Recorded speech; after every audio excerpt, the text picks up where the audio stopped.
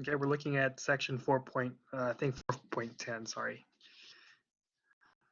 4.10. Our new book, Antiderivatives. So we're going to start with just reviewing regular derivative functions, right? So we said y is equal to x cubed plus 6x minus 3, and we wanted to take the derivative, right? We had two different notations for the derivative, y prime or dy dx, both mean the derivative.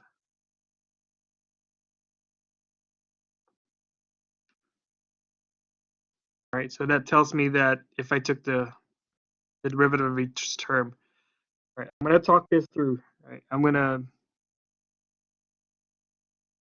take that exponent, you bring it down to the denominator, multiply by the exponent, decrease power by 1.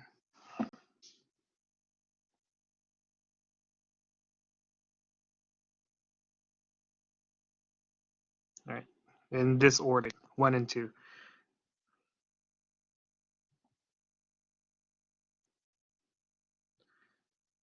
Right, this is the power rule. The next thing is the, well, I'm going to call it the linear rule. Right, the derivative of 6 is 6.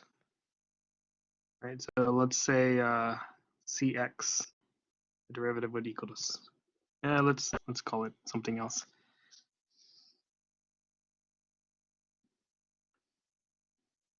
Let's call it ax is going to be a. And then we have a constant rule. Right, the derivative of -3 would be 0.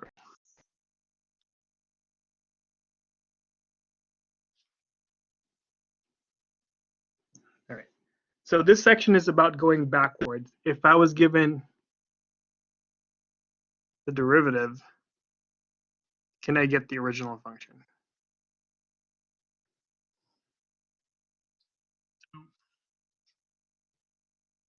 These three terms kind of highlight the three things. The first thing is that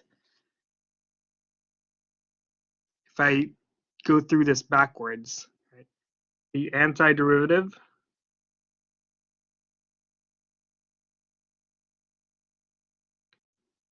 of 0 is a constant.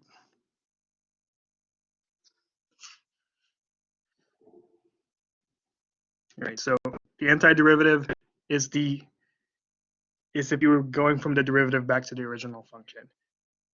Right. The next thing is this linear thing. Right. The derivative of a constant, the antiderivative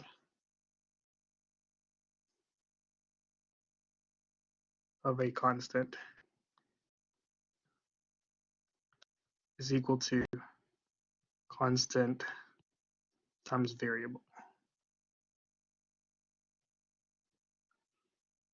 Right. So for example, if the derivative is equal to 6, then the original function would be 6x. Now, if you think of it, 6 is the thing as 6 plus 0, so 6x could be thought of as, right, the derivatives of antiderivative of 6 is 6x, the antiderivative of 0 is c. Right, and if you go backwards, if you take the derivative of 6x, you get that c. Right, and that constant could be anything, but once you take the derivative of that number, it goes to 0. Right, so that's a common theme when we're taking antiderivatives.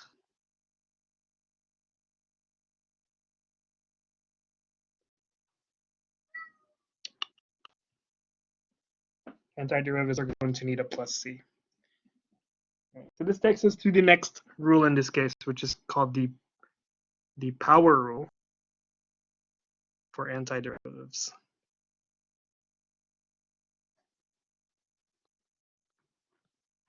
All right, so let's say we have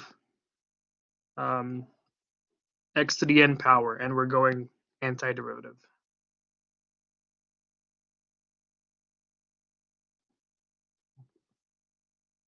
So what we're going to do is we're going to follow this power rule, except it's backwards, right?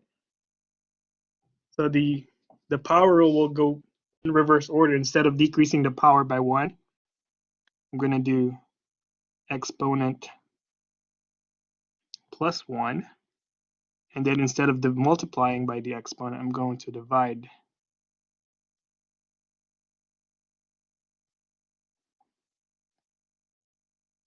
All right, so the rule in this case would be, if I'm taking the antiderivative of x to the n, would be x to the n plus 1 over n plus 1.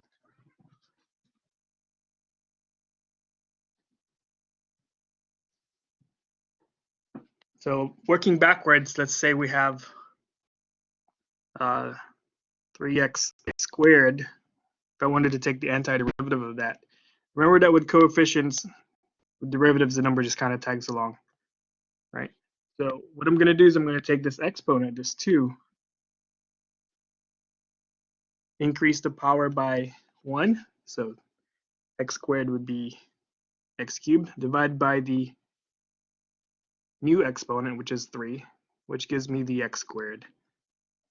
Oh, sorry, x cubed that I was expecting. Right. We're supposed to go backwards and forwards. All right, sorry, backwards to the original function. And we do get it, right?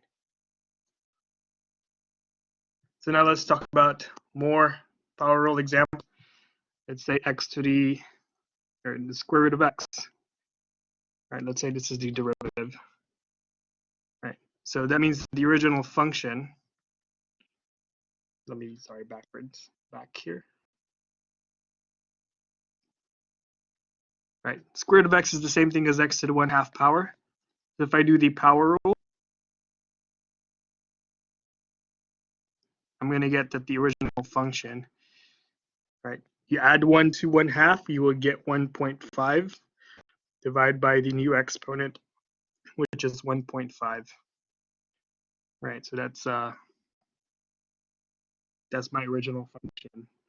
And then remember that when you do an antiderivative, you can think of this as square root of x plus 0.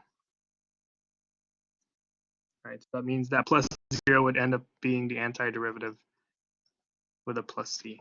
Pretty much anytime you do an antiderivative from now on, you're going to have a plus c, unless something else is given, which we'll talk about in just a minute. All right, so this rule, this power rule,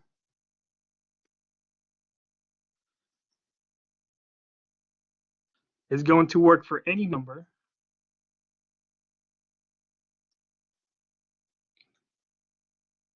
except for 1 if it's -1. N plus 1 would give you a 0 in the denominator, so that's not going to work.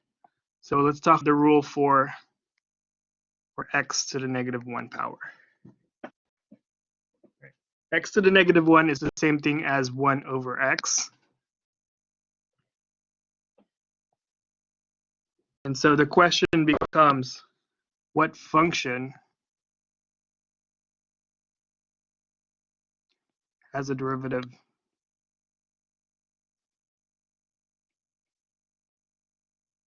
of 1 over x? Right. Well, the answer here is ln of x. Right. The derivative of ln of x is 1 over x. Right. The derivative of ln of x is equal to 1 over x. So the antiderivative, going backwards, of 1 over x is ln of x. Right. There is a very important thing here. The domain of 1 over x is all real numbers.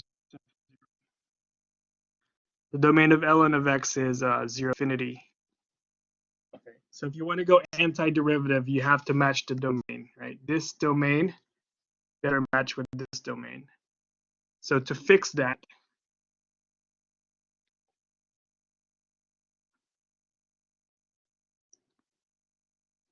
sorry, let's do this. Right. Double sign is going to be very picky with this. What you want to do is do absolute value. The fact that this is an absolute value here allows you to have a negative number inside for x, because the absolute value is going to turn it into a positive. All right, so power rule for any power of x works for any exponent except for -1, and -1 is going to use this rule here. So with this in mind, remember that antiderivative is just going backwards. If I had the derivative, and we come up with the original function. So let's make a chart of the derivatives that we know.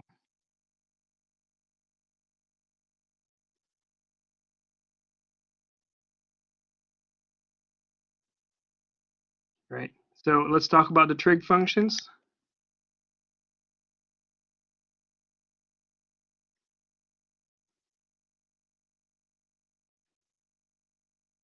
Right, the derivative of sine x, let's call this y, let's call this y prime. Derivative of sine is cosine of x. Cosine of x's derivative is negative x.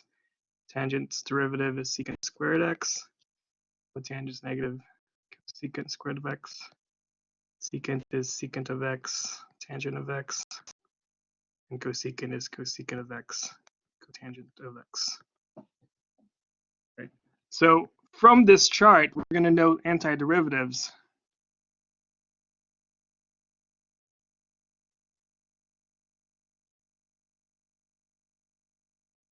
Right. So that means that if we had the derivative, if we were given cosine as a derivative, then I know that the derivative going backwards would be sine of x, and then don't forget the plus c here. If we had sine as the original function, then the derivative, if the derivative is sine, then the original function has to be a negative cosine. Right? Derivative negative cosine is positive sine. Right? The derivative of secant squared of x would be tangent of x plus c. Sorry, if the derivative is secant squared, and the original function is tangent of x plus c. If the derivative is cosecant squared of x, and the original function was cotangent of x, negative cotangent of x plus a c. Essentially, you're putting the negative onto the other side. If you're given the term secant of x, tangent of x, and you want the antiderivative, then it would be secant of x plus c, then cosecant of x, tan x,